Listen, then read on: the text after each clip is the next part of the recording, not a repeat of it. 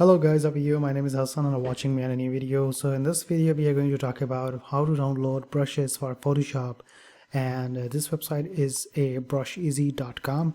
Link is inside description. And one more thing is that you can easily find out vectors, videos and brushes on the same platform. And here we have, on the very first thing is that you have to create an account and then log in, and after that just search here. For example, I just want to search here clouds, and here we go.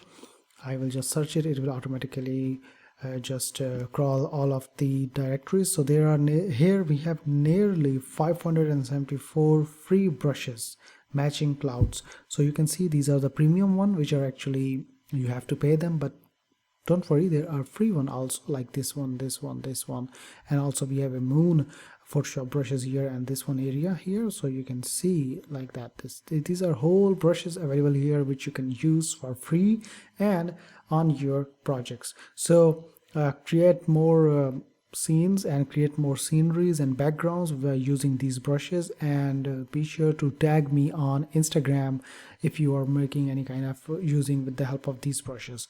Thank you very much for watching, and be sure to like this video and subscribe my YouTube channel.